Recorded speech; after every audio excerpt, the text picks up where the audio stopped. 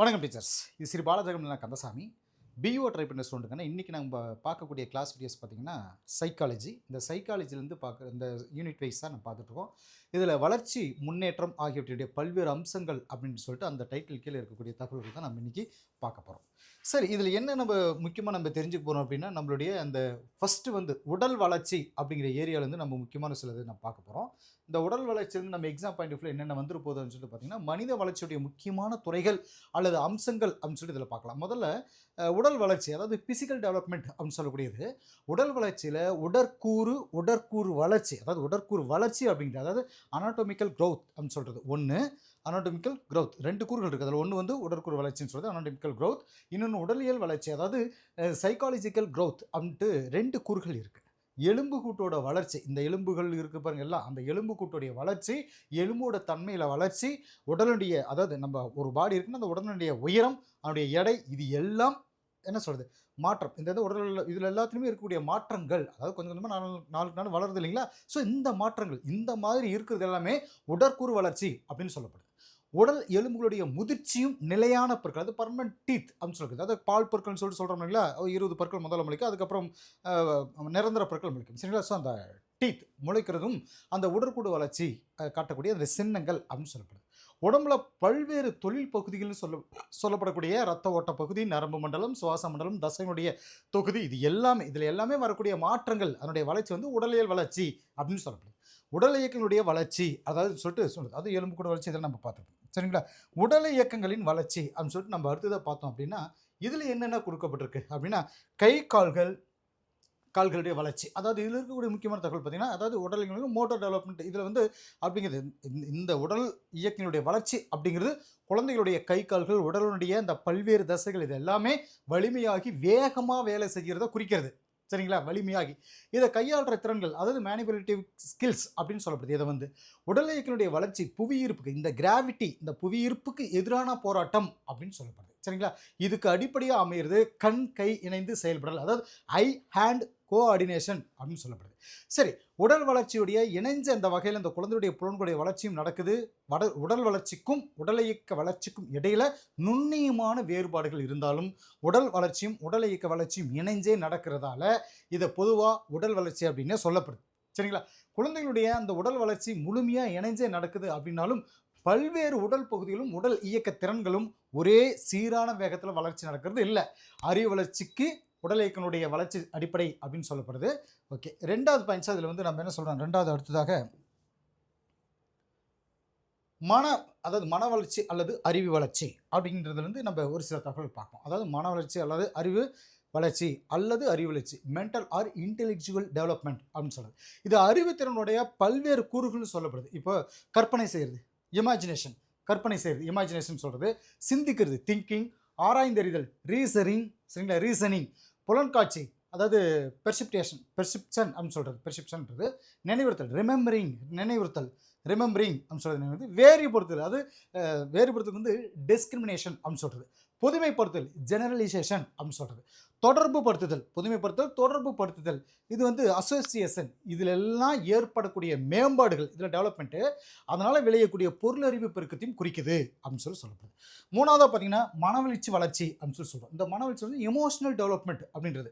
குழந்தை பிறக்கிறப்ப இருக்கக்கூடிய அந்த மனவெளிச்சின்னு சொல்கிறது. இது பொதுவாக பரபரப்பு இருந்தது, அதாவது ஜென்ரல் எக்ஸைட்மெண்ட், பரபரப்பு, ஜென்ரல் எக்ஸைட்மெண்ட், பொது பரபரப்பிலிருந்து படிப்படியான வளர்ச்சி மூலமாக பயம், கோபம், மகிழ்ச்சி, துக்கம், அன்பு, கருணை, அருவருப்பு, இந்த மாதிரியான பல மனவெளிச்சிகள் அமைஞ்சு இதை ஒரு பொருத்தமான நேரத்தில் ஒரு பொருத்தமான வகையில் வெளிப்படுத்துறதுக்காக கற்றுக்கிட்டு, ஒரு குழந்தை பாருங்கள், இது எல்லாத்தையும் கற்றுக்கிட்டு உணர்ச்சிகளை கட்டுக்குள்ளே வச்சக்கூடிய அந்த மனவெளிச்சி, அந்த முதிர்ச்சி நிலையை அடைகிறது தான் மனவெளிச்சி வளர்ச்சி அப்படின்னு சொல்கிறது. இத்தனை உணர்வுகளையும் கண்ட்ரோல் பண்ணி நமக்கு தகுந்த மாதிரி அதை கொண்டு வருது, அதில் வந்து டேலண்ட் ஆகிறது சரிங்களா.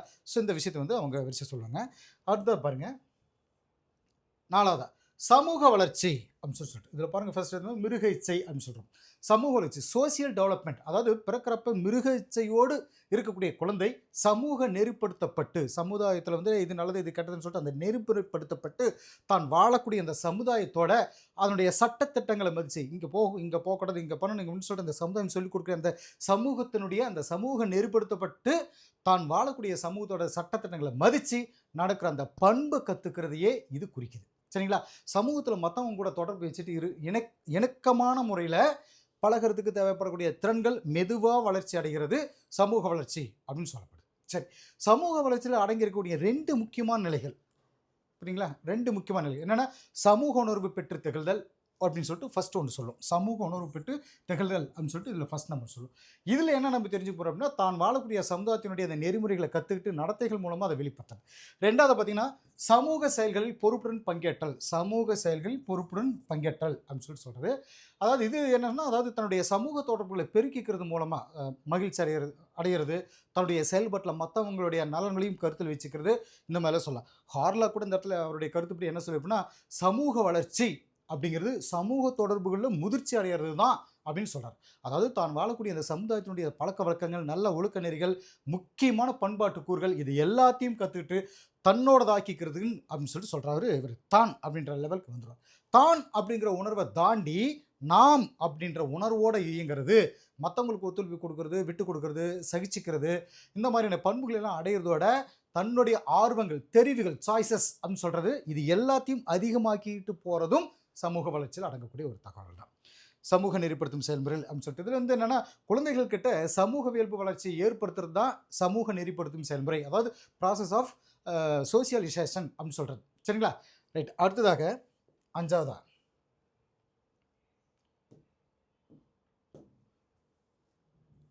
ஒழுக்க வளர்ச்சி. ஒழுக்க வளர்ச்சி வந்து நம்ம என்ன தெரிஞ்சுக்க போகிறோம் அப்படின்னா முக்கியம். அதாவது ஒழுக்க வளர்ச்சி அப்படின்னா மாரல் டெவலப்மெண்ட் அப்படிங்கிறது சமூக அறநெறிகளை தெரிஞ்சுக்கிட்டு அதுபடி நடந்துக்கிறது ஒழுக்க வளர்ச்சி அப்படின்னு சொல்லப்படுது. இது சரி இது தவறு அப்படின்ற திறமையை தெரிஞ்சுக்கிட்டு ஒழுக்க உணர்வை அடைஞ்சு ஒழுக்க உணர்வை பெற்று தனக்குன்னு ஒரு ஒழுக்க கோட்பாட்டை அமைச்சிக்கிறது தான் ஒழுக்க வளர்ச்சி அப்படின்னு சொல்லப்படுது. சமூக வளர்ச்சியும் ஒழுக்க வளர்ச்சியும் இணைஞ்சதுன்னு சொல்லப்படுது. சரிங்களா? சமூக நடத்தையும் அறநெறிகளுடைய அடிப்படையில் அமைஞ்சிருந்தால் அதோட பயனை அதிகரிக்கும். சரிங்களா? இப்போது பல சமூக பண்புகள் சிறப்பான ஒழுக்க பண்புகளாகவும் இருக்குது. முழுமையான சமூக இயல்பு இருக்கிற ஒருத்தன் நல்ல ஒழுக்கம் இருக்கணும்னாவும் இருக்கணும் அப்படின்றது ஒரு முக்கியமான விஷயம். அறப்பண்புகளையும் ஒழுக்க மதிப்புகளையும் கல்வி தான் அதை பற்றி வலியுறுத்தணும் அப்படின்ற ஒரு பாயிண்ட்ஸ் இவங்க கொடுக்குறாங்க. அடுத்ததாக பார்த்தீங்கன்னா வளர்ச்சி சார் செயல்கள் அப்படின்றது வந்து நம்ம ஒரு சில தகவல் பார்க்கலாம். வளர்ச்சி சார் செயல்கள் அதாவது டெவலப்மெண்ட் டாஸ்க்ஸ் அப்படின்னு சொல்கிறது. ஒவ்வொரு சமுதாயமும் தங்களுடைய உறுப்பினர்கள் எல்லாரும் தங்களுடைய வயசுக்கு ஏற்ற மாதிரி குறிப்பிட்ட திறன்களை தேர்ச்சி அடைகிறதுலையும் குறிப்பிட்ட நடத்தை முறைகளை கற்றுக்கிறதுலையும் எதிர்பார்க்குது அப்படின்ற ஒரு தகவல் சொல்கிறாங்க. உதாரணத்துக்கு குழந்தை பருவம் முடிகிறதுக்குள்ளேயே தங்களுடைய குழந்தைகள் வந்து தாய்மொழியில் படிக்கிறதுக்கும் பேசுறதுக்கும் எழுதுறதுக்கும் கற்றுக்கிறதுக்கும் எல்லா சமுதாயத்தில் இருக்கணும் எதிர்பார்க்குறாங்க. ஸோ இந்த மாதிரியான சமூக எதிர்பார்ப்புகளுடைய பல்வேறு வயதுகளுக்கான அந்த வளர்ச்சியை பற்றி குறிக்கக்கூடிய அந்த நடத்தைகளும் அந்த செயல்களும் என்ன சொல்லணும் வளர்ச்சி சார் செயல்கள் அப்படின்ட்டு ஹேலிகஸ்ட் அப்படிங்கிறவர் வர்ணிக்கிறார்.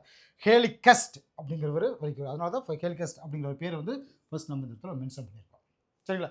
ஹேலிகஸ்ட் அப்படிங்கிற வர்ணிக்கிறாரு. வளர்ச்சி சார் செயல்கள் ஒருத்தருடைய வாழ்க்கையோட குறிப்பிட்ட வயசு அல்லது பருவத்தில் நடக்குது. சரிங்களா? இது வெற்றிகரமாக செஞ்சு முடிக்கிறது மகிழ்ச்சியை கொடுக்கும். பின்னாடி வரப்போகிற செயல்களில் வெற்றியும் கொடுக்குறதுன்னு சொல்லப்படுது. இதில் தோல்வி வந்துச்சுன்னு வச்சுக்கோங்களேன், மகிழ்ச்சி இல்லாமல் போகிறது, அடுத்து வரக்கூடிய செயல்களில் தோல்வி கிடைக்கும். பொதுவாக வளர்ச்சி சார் செயலுடைய தன்மையை நிர்ணயிக்கிறதுல அதுக்கு கீழே வந்து பார்த்திங்கன்னா 3 விஷயங்கள் வந்து இணைஞ்சு பங்கு வகிக்குது அப்படின்னு சொல்லி பங்கு எடுத்துக்குதுன்னு சொல்கிறாங்க. ஒன்று பார்த்திங்கன்னா முதிர்ச்சி அடைவதோட விளையாட்டாக, அதாவது இங்கே இருக்கக்கூடிய 3 விஷயம் முதிர்ச்சி அடைவதன் விளைவு அப்படின்னு சொல்லலாம். உதாரணத்துக்கு பார்த்திங்கன்னா சின்ன குழந்தை வந்து பார்த்திங்கன்னா நடக்க கற்றுக்கிறது. ரெண்டாவது பண்பாட்டு செல்வாக்கு அப்படின்னு சொல்லி பண்பாட்டு செல்வாக்கு, அதாவது உதாரணத்துக்கு படிக்கிறதுக்கும் எழுதுறதுக்கும் கற்றுக்கிறது. மூணாவதாக பார்த்திங்கன்னா தனிப்பட்டவரின் மதிப்புகள் சாதனைகள் அப்படின்னு சொல்லிட்டு, அதாவது இதில் என்ன சொல்கிறாங்கன்னா தனிப்படை உதாரணத்துக்கு பார்த்திங்கன்னா வாழ்க்கை தொழிலை தேர்ந்தெடுக்கிறது, தனக்கு என்ன தொழில் அமையும் அப்படின்னு சொல்லிட்டு அந்த தொழில் தேர்ந்தெடுக்கிறது. அடுத்ததாக வளர்ச்சி சார் செயல்களின் பயன்கள் அப்படின்னு சொல்லிட்டு ஒரு சில தகவல்கள் பார்க்கலாம். இதில் ஃபஸ்ட்டு பார்த்திங்கன்னா சமூகம் என்ன எதிர்பார்க்கறது அப்படின்ற இந்த பாயிண்டில் பார்த்திங்கன்னா வளர்ச்சி சார் செயலில் ஒரு குறிப்பிட்ட வயசில் தங்கிட்ட இருந்து தான் சார்ந்து இருக்கிற சமூகம் என்ன எதிர்பார்க்குது அப்படிங்கிறத அவனுக்கு உணர்த்துது. ரெண்டாவது பார்த்திங்கன்னா சமுதாய அமைப்பு. அதாவது ஒருத்தனுடைய வாழ்க்கையில சில காலங்கள்ல தன்னுடைய சமுதாய அமைப்பு என்ன எதிர்பார்க்குது, அத செய்யிற வகையில அவன தூண்டுது. 3வது பார்த்தீங்கன்னா, அவன் செய்ய வேண்டிய செயல்கள். அது என்ன அவன் செய்ய வேண்டிய செயல்கள் அப்படின்னு சொல்லிட்டு பார்த்தீங்க அப்படின்னா, 3வதா வாழ்க்கை பருவத்தில அடுத்த நிலையில அவன் செய்ய வேண்டிய செயல்கள் என்ன அப்படிங்கிறத உணர்த்தி, அதை செய்யறதுக்கு அவன தயார் செஞ்சுக்கிறது.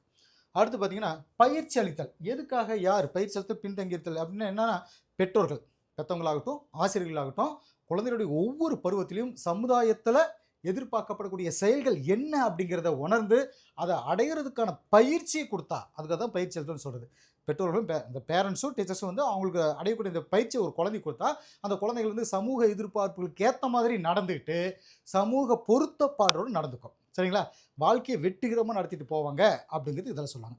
அடுத்ததா புது சூழ்நிலைக்கு ஏற்ற மாதிரி என்ன அப்படின்னா, வளர்ச்சிசார் செயல்கள்ல ஒரு குழந்தை தேர்ச்சி அடையாம பின்தங்கி, அதாவது என்ன சொல்றது? ரிட்டார்டட் அப்படின்னு சொல்லிட்டு சொல்றது. இருந்துச்சுன்னு வச்சுக்கோங்களேன், பின்தங்கி இருந்துச்சுன்னு வச்சுக்கோங்களேன், அவங்களுக்கு சிறப்பான பயிற்சி, கல்வியும் பயிற்சியும் கொடுக்கறதுக்கு ஏற்பாடு செய்யணும். உதாரணத்துக்கு 2 வயசு ஆயிடுச்சு, குழந்தை பேசுறானா? அப்படின்னு இந்த பாட்டிமார்கள் வந்துட்டு தங்களுடைய உறவினர்கள்கிட்ட விசாரிக்கிறது எல்லாமே இந்த நோக்கத்தில தான். அப்படி பேசலன்னா, குழந்தைய டாக்டர்கிட்ட கூட்டிட்டு போய் காட்டணும். பேச்சு பயிற்சி கொடுக்கிறது ரொம்ப அவசியம். சரிங்களா? இதெல்லாம் அதில அடங்கியிருக்கு. அடுத்தா பாருங்க, வளர்ச்சிசார் செயல்களால் விளையும் தீமைகள் அப்படின்னு சொல்லிட்டு ஒரு சில தகவல் பார்ப்போம். வளர்ச்சிசார் அதாவது இதில இன்னொன்னே சொல்லுவாங்க. அதாவது வளர்ச்சிசார் பருவத்துடைய ஒவ்வொரு கட்டத்திலும் ஏற்படக்கூடிய புது சூழ்நிலைக்கு ஏத்த மாரி தன்னை மாத்திக்கிறது அப்படிங்கிறது ரொம்ப கஷ்டமான ஒரு செயல் தான். மனவலிச்சு இருக்கத்துக்கு அது என்ன சொல்றது? எமோஷனல் டென்ஷனுக்கு காரணமாவும் அமையுது. இத சமாளிக்கிறதுக்கு ஒருத்தன் வாழ்க்கையுடைய வளர்ச்சி கட்டங்களுக்கான அந்த வளர்ச்சி நிலை செயல்கள தெரிஞ்சு வச்சுக்கணும். அதுக்கேத்த மாதிரி தன்னை தயார் செஞ்சுக்கிறது ரொம்ப அவசியம் அப்படின்னு சொல்லிட்டு, அந்த மேல இருந்த அந்த பாயிண்ட்ஸ்களோட நம்ம இந்த பாயிண்ட்ஸ மெயின்ல வச்சுக்கணும். நெக்ஸ்ட் பாருங்க, வளர்ச்சிசார் செயல்களால் விளையக்கூடிய அந்த தீமைகள் என்ன அப்படின்னு சொல்லிட்டு பார்க்கலாம். முரண்பாடான, இங்க பாருங்க ஃபர்ஸ்ட்டு வந்து முரண்பாடான அல்லது சரியற்ற எதிர்பார்ப்புகள். எதுக்கு சொல்றோம் முரண்பாடான அல்லது சரியற்ற எதிர்பார்ப்புகள் அப்படின்னா, சரியில்லாத எதிர்பார்ப்புகள். அது ஆப்போசிட்.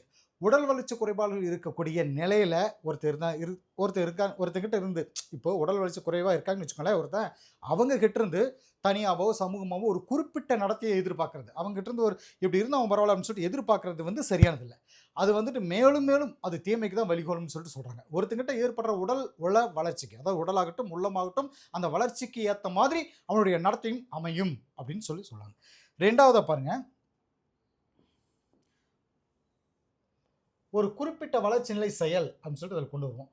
அது எதுக்காக சொல்றோம் அப்படின்னா, ஒரு குறிப்பிட்ட வளர்ச்சி நிலை செயல். இது வந்து வளர்ச்சிசார் செயல்கள்ல ஒரு குறிப்பிட்ட வளர்ச்சி நிலை செயலை விட்டுட்டு, அடுத்த வளர்ச்சி நிலைக்கு உண்டான வளர்ச்சிசார் செயல்களை செய்யறதுக்கும் முயற்சி செய்கிறது அப்படின்னு சொல்லுவாங்க. இப்போ முழு வளர்ச்சிக்கும் தனி அமைப்பு. என்ன அப்படின்னா, 11த் படிக்கக்கூடிய ஒரு ஸ்டூடண்ட் அந்த பாடங்கள முழுசா படிக்காம பாதியிலேயே 12த் வகுப்புக்கு உண்டான அந்த பாடங்கள படிக்கிறதுக்கு ஆரம்பிச்சு, அத நடத்துறது, மாணவனுடைய அறிதிறன் வளர்ச்சி முறைக்கு என்ன சொல்றது? அது வந்து ஆப்போசிட், அது எதிரானது அப்படின்னு சொல்றாங்க. ஆனா ஸ்கூல்ல இத செயல்படுத்தி மாணவனுடைய அறிவு வளர்ச்சிக்கு ஊறு விளைவிக்கிறாங்க அப்படின்ற ஒரு தகவல் போயிட்டு இருக்கு. என்னன்னா 11த் படிச்சிருக்கும்போது +2 போர்ஷன் அதிகமா இருக்கும். அத படிச்சு மைண்ட்ல அப்சர்வ் பண்ற அளவுக்கு அவன் வளர்ந்திருப்பானா? அவனுடைய மைண்ட் அந்த அளவுக்கு வளர்ந்து இருக்குமா? அப்படின்னு எதிர்பார்க்க முடியாது இல்லைங்களா? ஸோ இத வந்து அவங்க இந்த இடத்துல சொல்ல வராங்க. நெக்ஸ்ட்டா ஒரு வளர்ச்சி பருவத்திலிருந்து அடுத்த பருவத்துக்கு. இது என்ன அப்படின்னா, ஒருத்தன் வாழ்க்கையோட ஒரு வளர்ச்சி பருவத்திலிருந்து அதுக்கு அடுத்த வளர்ச்சி பருவத்துக்கு போறப்போ, அவனுக்கு ஏற்பட்ட அந்த தனிப்பட்ட அனுபவங்கள், அதனால ஏற்படக்கூடிய இந்த மன இறுக்கம், இது எல்லாமே சில சமயங்கள்ல தீமை விளைவிக்கக்கூடியதா அமையும். உதாரணத்துக்கு பார்த்தீங்கன்னா, முதிர்வு வயசு இருக்கிற ஒருத்தன் திருமணத்துக்கு ஓகே சொல்லலன்னு வச்சுக்கோங்களேன், சமூகம் அவன்கிட்ட ஏதோ ஒரு குறைவு இருக்குப்பா சொல்லுவாங்க இல்லைங்களா? ஸோ குறைபாடு இருக்கும்னாவோ அல்லது வேறு விதமாவோ அவன நினைக்க ஆரம்பிச்சுருவாங்க. அதனால அவனுடைய வாழ்க்கை மன இறுக்கத்தாலயும், மன போராட்டத்தாலயும் நிலைகுலுங்க ஆரம்பிச்சுரும். சரிங்களா? இது ஒரு விஷயத்த சொல்றேங்க. அடுத்து பல்வேறு வளர்ச்சி பருவங்கள். இந்த டைட்டில்ல இருக்கக்கூடிய சில பாயிண்ட்ஸ்ல பார்க்கலாம். அதாவது பல்வேறு வளர்ச்சி பருவங்களுக்கான முக்கிய வளர்ச்சிசார் செயல்கள் அப்படிங்கிறது வந்து நம்ம பார்ப்போம். இந்த குழந்தை பருவங்கிறது வந்து நடக்க கத்துக்கிறது, பேசறதுக்கு கத்துக்கிறது, சாப்பாட மென்னு சாப்பிடுறதுக்காக கத்துக்கிறது, ஆண், பெண் பால் அந்த வேறுபாடு பத்தின உணர்வு, உடல் சமநிலையை பெறக்கூடியது. அப்புறம் பெற்றோர், உடன் பிறந்தவங்க கிட்ட மனவளர்ச்சி அடிப்படையா தொடர்பு வச்சுக்கிறது, நல்லது, கெட்டது அப்படிங்கிற வேறுபாடுகள் உணர ஆரம்பிச்சு, மனசாட்சி உருவாகிறது. சரிங்களா? இதெல்லாம் வந்துட்டு குழந்தை பருவத்தில நமக்கு நடக்கக்கூடியது. நெக்ஸ்ட் பிள்ளை பருவத்தில என்ன நம்ம தெரிஞ்சுக்க போறோம்? பிள்ளை பருவம். இந்த பிள்ளை பருவத்துக்கு முன்ன ஈஸியான விளையாட்டுகளுக்கான அந்த உடல் திறன்கள கத்துக்கிறது. தன்னுடைய வயசு சேம் வயசு ஒரே மாதிரியான இருக்கக்கூடிய தன்னுடைய வயதுக்கு இருக்கிறவங்க கூட சேர்ந்து செயல்படுறது, படிக்கிறது, எழுதுறது, கணக்கு போடுறது, இதோட அடிப்படையில் திறன்கள கத்துக்கிறது. நல்ல ஒழுக்க நெறிகள கத்துக்கிறது, அப்புறம் பொருத்தமான பாலின நடத்தைய கத்துக்கிறது. ஸோ அன்றாட வாழ்க்கைக்கு தேவையான பல கருத்துக்கள கத்துக்கிறது, சமூக அமைப்புகள என்ன சொல்றது? அந்த ஏற்ற மனப்பான்மை, அதுக்கு தகுந்த மாரி இதனுடைய மனப்பான்மை உருவாக்கிக்கிறது. இது எல்லாமே அந்த பருவம்னு நாம் சொல்றது. குமர பருவம். இதிலிருந்து என்ன தெரிஞ்சுக்க போறோம்னா, பால் தொடர்பான தன்னுடைய நிலைய உணர்ந்து ஏத்துக்கிறது, இருபால் தோழர்கள் கூட புதுமுறை ஒரு தொடர்பை ஏற்படுத்திக்கிறது, பெற்றோர்கள், மத்த முதியவர்கள் இவங்க கிட்ட இருந்து மனவெழுச்சி சுதந்திரம் அடைஞ்சு நடந்துக்கிறது, பொருளாதார சுதந்திரம் அடைகிறது, ஒரு தொழிலை தேர்ந்தெடுத்து அதுக்கு தன்னை தயார்படுத்திக்கிறது, சமூகத்தில திறமையோட நடந்துக்கிறதுக்குன்னு தேவையான கருத்துக்கள உணர்த்துக்குது. சரிங்களா? இதெல்லாம் சொல்லலாம். அப்புறமேடி சமூக ஏற்பனை தரக்கூடிய நடத்தைய தெரிஞ்சுக்கிறது, திருமண குடும்ப வாழ்க்கைக்கு தன்னை தயார் செஞ்சுக்கிறது, இந்த மாரியெல்லாம் இந்த காலகட்டத்தில சொல்லலாம். நெக்ஸ்ட் முதிர் பருவம். இதிலிருந்து நம்ம என்ன தெரிஞ்சுக்க போறோம் அப்படின்னா, வாழ்க்கை துணைய தேர்ந்தெடுத்துக்கிறது, இல்லறம் நடத்துறது, குழந்தையை பெத்துட்டு வளர்க்கறது, ஒரு தொழில்ல ஈடுபடுறது, இந்த மாரியெல்லாம் சொல்லலாம். சரிங்களா? நடுவயது பருவம். இதிலிருந்து நம்ம என்ன தெரிஞ்சுக்க போறோம்னா, குடும்பம், சமுதாய பொறுப்புகள ஏத்துக்கிறது, வாழ்க்கையில பொருளாதார நிலைத்தன்மை அடையிறது, தன்னுடைய குமர பருவம் குழந்தைகளுக்கு நல்ல வழிகாட்டுறது, தன்னுடைய குழந்தைகளுக்கு, வயதான பெற்றோர்களுக்கு ஏத்த வகையில அனுசரிச்சு போகிறது, இதெல்லாம் சொல்லலாம். முதுமை பருவம். அடுத்ததா என்ன சொல்றோம்னா, இந்த காலகட்டத்தில திறன் குறைவின பதட்டம் இல்லாம அப்படி ஏத்துக்கிறது. இப்ப காது கேட்காது, கண்ணு தெரியாது. இந்த மாரி விஷயங்கள்லாம் அந்த குறைவான அந்த குறைபாடு இருக்கு பாருங்க. இதெல்லாம் ஏத்துக்கிறது. ஓய்வு பத்தின எப்படியும் அந்த டைம்ல ரிட்டயர்மென்ட் ஆயிருப்பாங்க. ஸோ ஓய்வு பத்தின ஒரு நல்ல மனப்பான்மையோட இருக்கிறது. குழந்தைகள் தன்னை அலட்சியப்படுத்துறது கூட தாங்கிக்கிறது. அவங்க நம்ம குழந்தைகள் இப்ப நமக்கு 60, 70 வயசு ஆயிடுச்சு அப்படின்னா, அந்த குழந்தைங்க நம்மளுடைய குழந்தைகள் அவங்களுடைய வேலை பளு காரணமாக நம்மள அலட்சியமா பார்க்கறது. இதையெல்லாம் நம்ம தாங்கிக்கிறது. ஸோ இந்த மாரியெல்லாம் சொல்லலாம். சரிங்களா? ஓகே. இது பல்வேறு வளர்ச்சிசார் பருவங்களுக்கான முக்கியமான வளர்ச்சிசார் செயல்கள் அப்படின்னு சொல்லிட்டு ஒரு சில தகவல்கள் இதில ஒரு 6 பருவத்த பத்தி நாம் இதில பார்த்திருப்போம். இனி அடுத்தடுத்த வீடியோக்குள்ள சைக்காலஜி கிளாஸ் வீடியோஸ், பியூஓக்கு தேவையான அத்தனை கிளாஸஸ் உங்களுக்கு வர ஆரம்பிச்சிடும். Okay teachers. Thank you.